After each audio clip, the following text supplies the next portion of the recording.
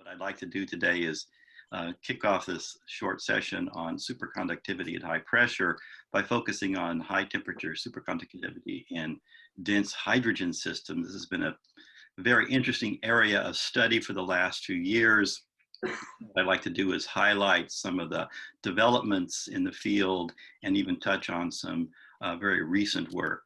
So the outline of my talk is shown here. I'll start out with some background and context, superconductivity under pressure, dense hydrogen, a little bit of review because this is really the motivation for our work, and then a focus on the superhydrides, some of the materials that we've been working on in the last couple of years, and then even some new developments, some new materials that we've been studying theoretically and are pursuing experimentally as well. So the themes I'd like to develop really are hydrogen in extremes. This is really an excellent example of where computation and experiment have a very, very close synergy. It's this synergy that's made these developments possible in the last few years. And this is also an example of materials by design using high pressure techniques. So a little bit of background. We're interested in materials, matter under high pressure. We're talking about pressures in the range of those found within the center of our planet, at least for the materials that we're studying here. We study a variety of very fundamental transformations. We're interested in looking at kinetic stability and thermodynamic stability of new phases, new structures that can be produced at very high pressure. And here we're talking about pressures in the megabar to even terapascal range, where one perturbs energies rather dramatically. After all, pressure is just a negative volume derivative of the energy. Therefore, pressure is really a knob on which one can use to probe and tune energy landscapes. And really what we're interested fundamentally is really understanding how the periodic table can be understood in this very exotic domain of extreme environments. And I'll come back to this a couple of times. So the experiments involve both static and dynamic compression. I'll focus mainly on static. And here we have a wide range of techniques available to us for looking at materials and quantum materials in particular. Some of the favorite techniques that you have available to you for working at modest conditions or ambient conditions aren't available to us, but we still have a variety of methods that we can use to characterize materials in situ at high pressure. And this also involves extensive use of high energy radiation facilities for X-ray, infrared, neutron, and laser sources. And this is closely coupled with computational methods that we do in-house, as well as work with collaborators. And principally, what's made this possible in our area in the last few years in looking at superconductors are advances in structure search methods, but this combined with various methods for looking at the dynamics of systems as well. And I'll highlight all of this as I go along.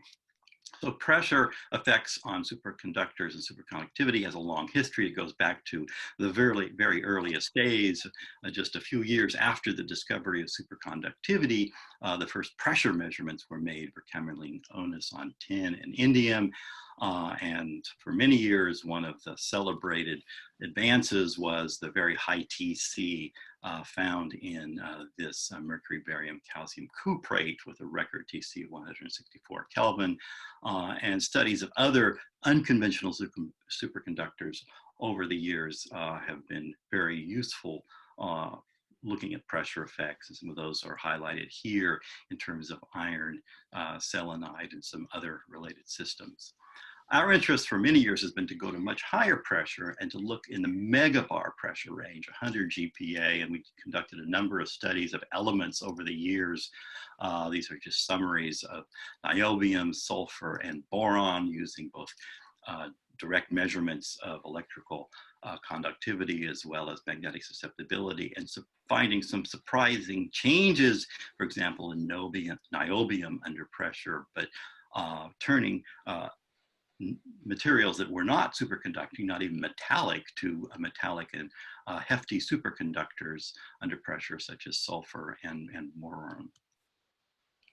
But our focus for many years has really been on element one. So let's start at the very beginning and really look at the first element of the periodic table, the starting point for chemistry, really where we start in looking at many aspects of testing fundamental theory. After all, it's also the most abundant element in the cosmos. And you might view it because of, at least for the proton, its highly quantum character, that we call it the element of uncertainty, which gives rise to a lot of astonishing properties that really manifest themselves at high pressure, as we see in the calculations, as well as emerging from some of the experiments. So a lot of this comes down to looking at the long sought goal of making metallic and superconducting hydrogen, going back to this classic calculation by Wigner and Huntington, and that was followed up by the important calculation, not using computational methods per se, but really more or less intuitive thinking and back of the envelope calculations using basic phonon mediated superconductivity, BCS theory ideas that's suggested perhaps because of the very high Debye temperature. One would have TCs at very, very high temperature, perhaps 1,000 Kelvin, but no specific predictions were made.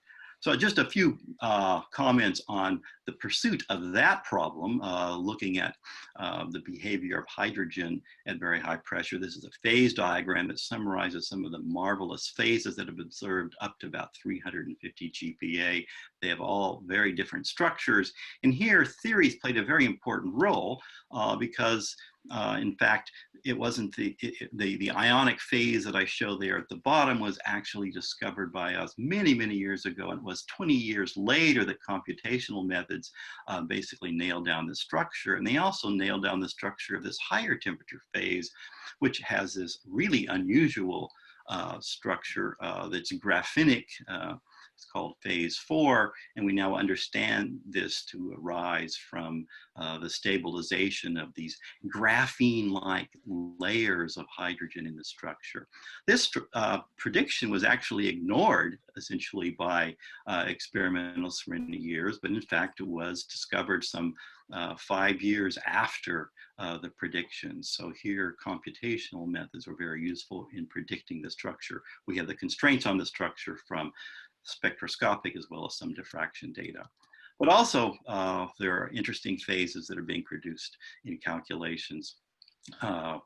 For example, at higher pressure, the possibility of a predicted topological semi-metal, some entirely new physics that go beyond the simple ideas that have emerged in just looking at superconductivity. But is the material metallic at very high PT conditions? Well, this has been an ongoing study looking at the closing of the band gap, going back to early work we did and more recent work. The work that was done by the Harvard group in 2017 showing that about 495 GPa, you have a highly reflective material, and this has been more or less corroborated, in my view, by the infrared absorption measurements carried out by a French group that show that perhaps there's an abrupt transition. So what has emerged over the years is this idea that one has a sequence of transitions from semiconducting to semi-metallic, but the atomic phase and characterizing it is still a challenge. And here, the exciting aspect of it is really the novel physical properties that have been predicted. So here's a phase diagram of hydrogen now on a log scale for pressure. So we're going out to 100 megabars. You can see there on the left, the observed area, and then these predicted phases. And then we have these solid structures, which have these very, very high TCs, upwards of perhaps 700 or more Kelvin at high pressure. Alternatively, there is a different school of thought that says, in fact, you will not have solid phases, you'll have, in fact, a ground state liquid, in which case it would be a superconducting superfluid, some altogether new physics. So a fundamental challenge in physics here is sorting out whether we have superconductivity in the solid or whether we have some altogether new exotic physics in this very high pressure range. It's not yet available to us, but we're very close in experiments. So really what this comes down to in getting to higher pressure is how do we break the bond, the very strong H2 bond in this system. So as you all know, diatomic hydrogen is very strongly bound. It's got 4.5 eV binding energy, a structure or a charge distribution that's largely spherical, so it looks almost atomic-like. Now, years ago, Carlson and Ashcroft proposed various ways of perhaps reducing the pressure or the conditions or producing the insulator metal transition in hydrogen, and therefore perhaps observing superconductivity by impurity stabilization and effectively electron hole pair creation. And so really what this comes down to is populating the antibonding orbitals of the H2 and destabilizing the hydrogen molecule in the solid. So a combination of pressure and chemistry to destabilize this to produce an atomic lattice that may have some of these interesting properties of the pure material. And Ashcroft later termed this pre-compression. So this motivated us many years ago to start looking at ways to dope hydrogen with various elements. We took very simple molecules and mixed them together under pressure and found a wide range of very interesting structures along the way. These are so-called van der Waals compounds where the molecules are largely intact. We also looked at other systems such as nitrogen. And in each of these, the molecules, or the polyatomic molecules in the case of nitrogen, are intact. And so we don't have any of this bond breaking, at least up to something like 100 GPa in this system. The material there on the right, the H2SH2 compound, in fact, is a precursor of the very high temperature superconductor that'll come to in a moment. So really the advance in this field in the last few years is the success of structure search methods, which provided guidance to our experiments and targeting particular compositions and pressure ranges. So going to higher pressure and looking at targeted structures turned out to be extremely useful in unveiling some of these very interesting compounds and their properties I'll describe. In fact, here is a list of all these various hydride materials that all came from structure search methods. Started with the calcium H6 structure. This was the one that was really started the field off looking at it because it had a predicted TC of 235 Kelvin. This is the so-called sodalite structure, very hydrogen rich, but there are a range of others with very similar structures. I show here also carbide, replacing the hydrogen with carbon. That was interesting because it shows that in this same very high symmetry structure, the low Z of the carbon also gives it very high TC. And also it's predicted to be stable under ambient conditions, and I'll come back to this in a moment. Well, this motivated our colleagues in Mainz to actually look for some of these, and in fact, the SH3 or H3S compound was found to be a high temperature superconductor, very high TC with a predicted TC that was very close to what is predicted from simple BCS, conventional superconductivity, and an analog phosphine was also found to have a very high TC as well. Well, we were interested in going to still higher pressures and looking at higher TC materials and taking a cue from the work of Ashcroft and others. We thought we should look for materials with still higher hydrogen content, and we focused on the rare earth systems because we thought they might be a good system to look at in the hydrogen rare earth binaries because of the potential ease with which the electrons could be pressure ionized to stabilize perhaps arrays of atomic hydrogen. So we conducted a number of structure search calculations using the Calypso code from Jilin University. Here I plot the convex hulls showing the stability, and you see over here on the right, on the hydrogen-rich side, very, very interesting stoichiometries, very high hydrides with content of hydrogen 8, hydrogen 10, hydrogen 12 relative to the heavy element for just the yttrium in the lanthanum system. So this is very interesting, and also they have very interesting structures. So here are some of those structures. Those in the middle are more or less conventional hydrides, nothing unusual, but as we go to higher hydrogen content, we find altogether new structures seen here that haven't been observed in calculations or experiment. One that we found was particularly interesting, and by the way, we decided to call these superhydrides, where AHN, or N is greater than 6, would be a separate kind of material to denote the very high hydrogen content. This one turned out to be particularly interesting, this LAH10 and YH10, which is predicted to be stable above 200 GPa. And you can see how it has this marvelous structure. It consists of these 32 atom cages of hydrogen. So it's a clathrate.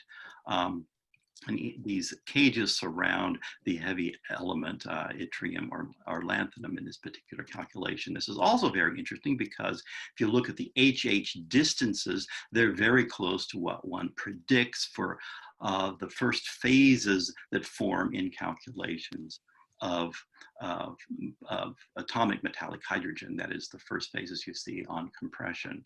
So it's perhaps a very good analog for atomic metallic hydrogen. You can also see this in terms of the sp hybridization of those structures. So we calculate the band structure and the phonon band structure as well. Here I plot the phonon dispersion curves where the thickness of the line gives the electron phonon coupling strength. And when we calculate using very straightforward methods using the Macmillan formula or Ellie Ashburn calculations, we can get from these calculations at these pressures for these stable structures relatively high TCs, in fact, in the vicinity of room temperature. So can we make these materials? Well, I gave this project to a very talented postdoc by the name of Zach Jabal, a very famous last name. He's actually the grandson of Ted Jabal. And he was trained in biology, but we turned him to condensed matter physics, which I believe is in his genes. And he did a marvelous experiment. He mixed lanthanum and hydrogen under pressure in a diamond anvil cell and laser heated it. That is, heated the sample at something like 180 to 190 GPa and found a marvelous change in the diffraction pattern. Also, by just visualizing the sample, you see major changes. You see basically the explosion of the metal sample here as the hydrogen is soaked up inside that structure. And then when you calculate the equation of state, you see this enlargement of the unit cell as the hydrogen is soaked up into that, and there's a rearrangement of the heavy atom sublattice. Well, is it a superconductor? Well, we know now that we've calculated the structure, we have the stability, it's very close to what we predicted, but is it a superconductor? Well, this is an even more challenging experiment because we have to make this sample in a diamond anvil cell with leads to measure, say, conductivity, or coils to measure magnetic susceptibility. We focused on conductivity. And then we have to heat the sample under pressure, not allow for any chemical reactions with the surrounding, including the electrodes. So this is a very, very difficult experiment. We have to prove that we have the materials. We have to do in situ diffraction and then measure transport properties. So when we did that, we found after a series of experiments, we were able to establish that in fact, one has by measuring the conductivity, this conductivity onset that begins at about 260 GPa at something like 190 GPa. There's an offset here in this particular run because the diamond's cracked on the cycling, so there's a slight pressure shift. But it gives evidence for TCs in the range of 260 Kelvin. We reproduced this in a number of other experiments. In this particular one, we actually measured the TC as a function of electrical current, and so we're able to measure the current voltage relation, and we see a difference above and below the indicated TC, which is further evidence for superconductivity. We also looked at this at different pressures and found that if we made the sample at lower pressure, then we had a lower TC. This was actually in agreement with some of our theoretical calculations. And about 5 or 6 months after we reported these measurements, our colleagues in Mainz actually reported very similar results in their studies, using slightly different methods for preparation of the sample and also measuring the effect of magnetic field on T. So confirmation of the very high TC in lanthanum H10 from an independent group. So we're quite comforted by that confirmation of our work. So looking at the dynamics in more detail and looking at in more detail at the stability, there's actually a displacive transition in this system on decompression that we noted. We also found that the stability of the phase is somewhat lower than what we predicted using basically our harmonic theory with straight DFT. So we were interested in whether there could be quantum effects or anharmonicity that would be stabilizing the phase and also causing this displacive transition on decompression. So we carried out classical MD calculations and found, in fact, that below the harmonic limit or the stability limit for that phase, one sees stability down to on the order of 150 or so GPa. So it looks like there is considerable anharmonicity in the system that stabilizes the phase to lower pressure. Also, we conducted some preliminary path integral quantum molecular dynamics simulations and found something quite interesting. Even at room temperature, in these calculations, we found that the hydrogen sublattice is highly quantum. That is, it's close to the Lindemann limit in terms of the hydrogen displacements for a classical system. So this is very interesting. So in the range of the predicted and measured TC, it's close to Lindemann.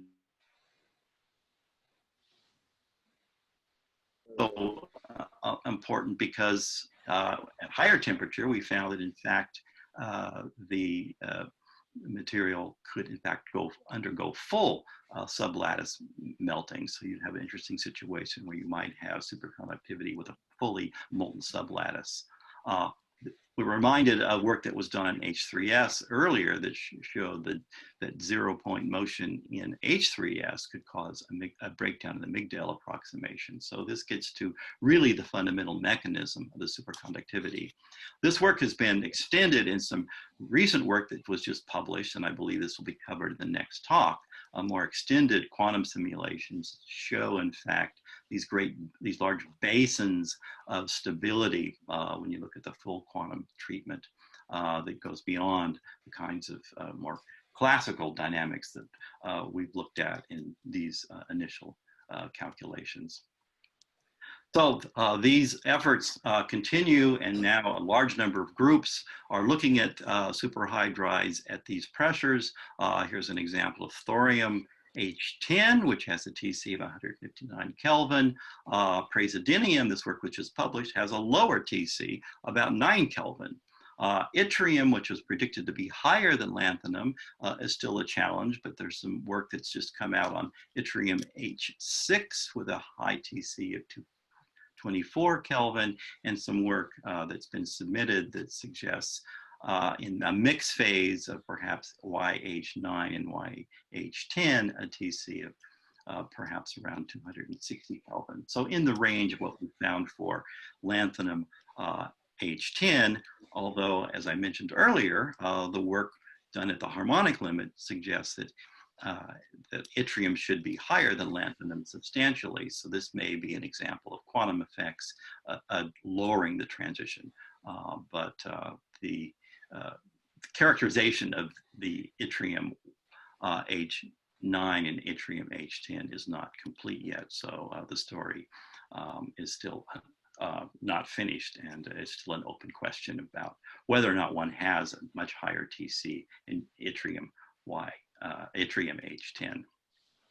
So what emerging systematics do we find here? What we find for these materials is materials based on these hydrogen cages, and we have H24, H29, H32. The larger cages give the higher TC. There appears to be charge transfer, as was our initial idea, from the heavy element to the hydrogen cage. It stabilizes the cage.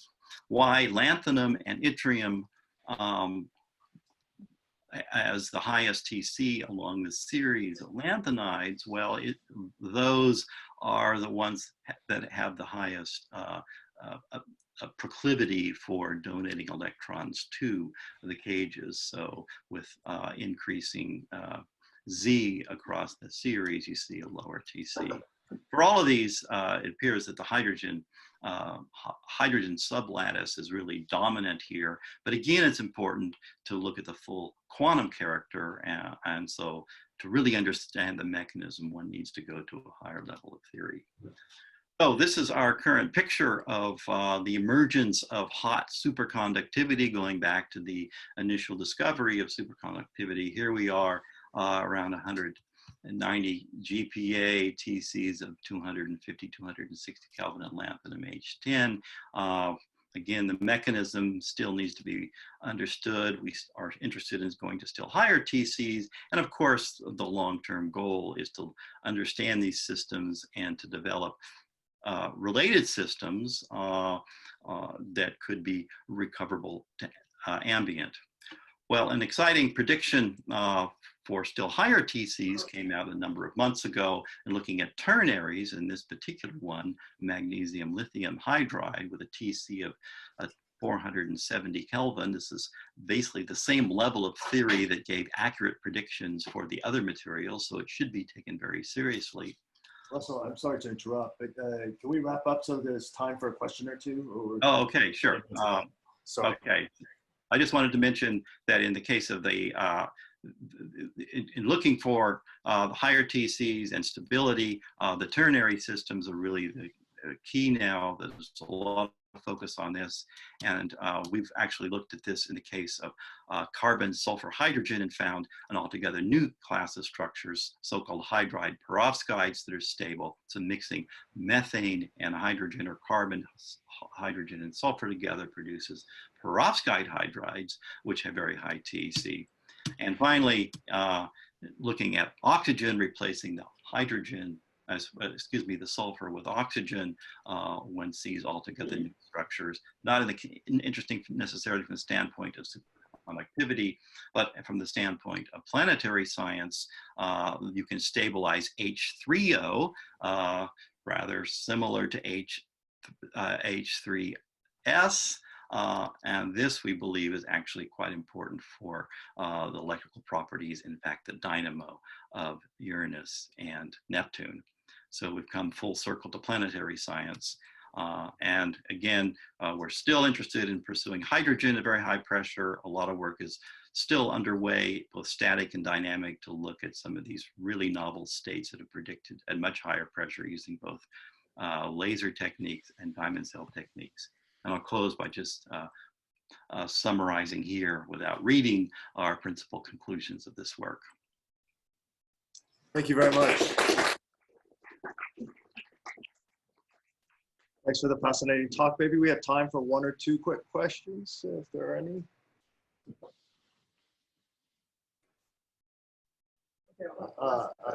Karen, I'll repeat to him in case. So I guess you know, this is all amazing and exciting. The thing that caught my eye was the carbon compound. And you know, are there explorations of other compounds with TCs and the hydrides that are, on that, following that particular line.